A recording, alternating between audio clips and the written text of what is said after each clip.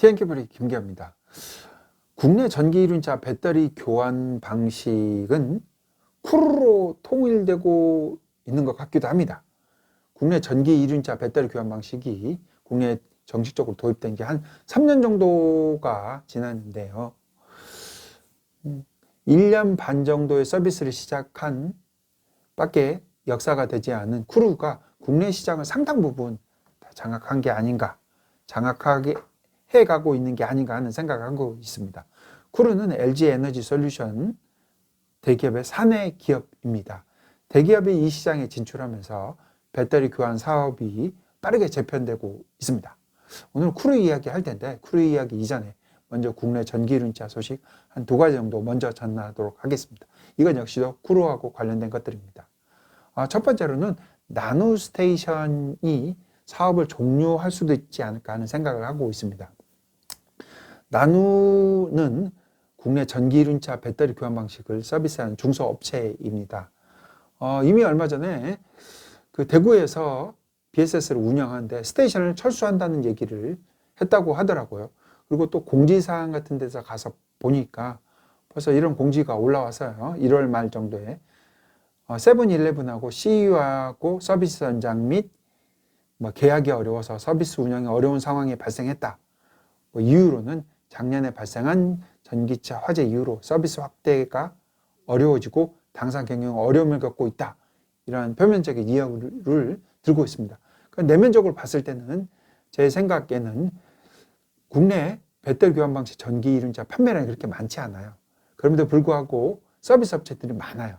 그리고 쿠루라는 대기업 업체가 진출하면서 이 사업이 점차 정리화되고 재편된 게 아닌가 하는 생각을 하고 있습니다.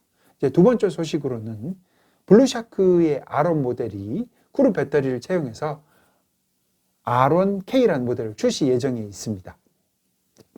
그 300대 한정으로 지금 사전 예약을 받고 있다고 합니다. 블루샤크 역시도 자체 BSS 배터리 교환 방식 시스템을 구축하려고 했던 회사입니다. 하지만 자체적으로 구축하는데 비용도 많이 들고 하다 보니까 아무래도 국내 1위 업체인 쿠루하고 연결해서 쿠루 시스템을 채택한 게 더 낫지 않는가 하는 판단을 한 것으로 생각하고 있습니다. 초기에도 언급했듯이 이제 쿠루 이야기를 해보도록 하겠습니다. LG엔솔의 쿠루가 국내 스테이션, 배터리 교환 스테이션 시장을 빠르게 장악하고 좌지우지하고 있습니다. 만일 나누가 철수하게 된다면 국내에 배터리 교환 방식 서비스는 DNA D 스테이션, 그리고 쿠루, 그리고 젠트로페이지 Z 스테이션, 그리고 다 스테이션이 운영하는 고고로 BSS입니다. 고고로 BSS는 그렇게 많지가 않아요. 그리고 DNA D 스테이션 역시도 얼마 전부터 한 1년 전부터 스테이션이 늘지 않고 있어요. 정체되고 고장나고 그래서 하나둘씩 이제 줄고 있는 상태고, 젠트로피 역시도 확장되지 않고 있는 상태입니다. 그렇다고 쿠루가 크게 확장하냐? 또 그렇게 보이지도 않아요. 쿠루를 채택하고 있는 전기 이륜차가 많아졌는데 스테이션은 절대적으로 부족하다고 볼 수 있는 상태입니다. 현재 대한민국은 국가가 주도해서 전기 이륜차 표준을 만들고 있어요. 배터리 크기는 어떻게 해라, 통신 방식은 어떻게 해라, 스테이션은 어떻게 만들어, 이런 표준을 만들고 있는데 이게 실질적으로 이루어지지 않을 수도 있다는 생각이 들기도 합니다.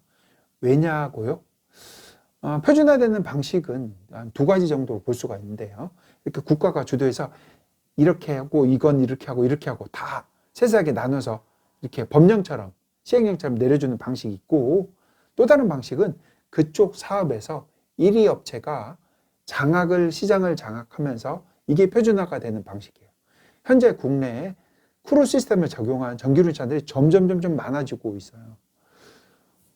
대동 모빌리티의 GS100, GS100 라이트, 와코의 X10, 그리고 KR 모터스의 이루션, 여러 이렇게 전기 이륜차들이 쿠루 시스템을 적용한 차들이 많아지다 보니까 점차적으로 지나면 결국 이게 표준화가 되지 않을까 하는 생각도 하게 됩니다. 만약 쿠루가 국가 표준이 될 수도 있고, 국가에서 추진하는 표준하고 쿠루의 표준하고 상당 부분 갈등 소지가 있긴 해요. 왜냐하면 그 국가 표준이 만들어지면 기존에 쿠루가 깔려있던 시스템이나 국내에 깔려있던 시스템을 다 걷어내고 그리고 새로운 국가 표준 배터리 스테이션이 깔려야 되는데 이게 쉽지가 않아요. 현재 이용자들이 갈등과 그리고 이게 공존하거나 하나를 다 걷어내고 새롭게 깔아야 되는데 이런 현실적인 비용 문제 이런 것들이 들어서 쉽지 않다고 들 수가 있고요. 쿠루든 뭐든 국가 표준을 깔리게 되면 쿠루가 또 장악하게 되면 전기이륜차 업체로서는 쿠루를 또 피해갈 수가 없게 되는 거죠. 그러다 보면 아무래도 배터리 교환 방식보다는 배터리 용량을 늘려서 전기차 충전소에 가서 충전하는 방식의 전기이륜차도 또 하나 둘씩 내놓을 수 있게 되지 않을까 예상해 보게 됩니다. 또 다른 부분 예상할 수 있는 것은 국내에서 이륜차를 많이 파는 혼다인데요. 혼다 역시 배터리 교환 방식의 전기 이륜차도 만들고 있고 교환 방식의 스테이션도 만들고 있어요. 표준으로 하고 있고 일본에서. 근데 국내에 배터리 교환 방식 전기 이륜차를 들여올 수가 없게 되는 거죠. 이미 만들었는데 국내에서 그 시스템을 충전 방식을 인프라를 구축하는데 비용이 워낙 많이 들기 때문에 결국 국내에 들어오면 국내 1위 업체나 표준화 방식을 따라야 되는데 그럼 한국에 들어오면 새롭게 표준화된 배터리 방식으로 다시 개발해야 돼요. 재개발해야 돼서 비용이 더 많이 든다는 얘기예요. 따라서 혼다는 국내에 전기 이륜차 교환 방식은 결국 수입한다기보다는 배터리 용량을 키워서 전기차 충전소에서 전기차처럼 충전하는 방식의 레저용 바이크를 더 빨리 국내에 수입하지 않을까 하는 생각도 하게 됩니다. 이상으로 배터리 교환 방식 시스템의 쿠루에 관해서 언급해 봤습니다.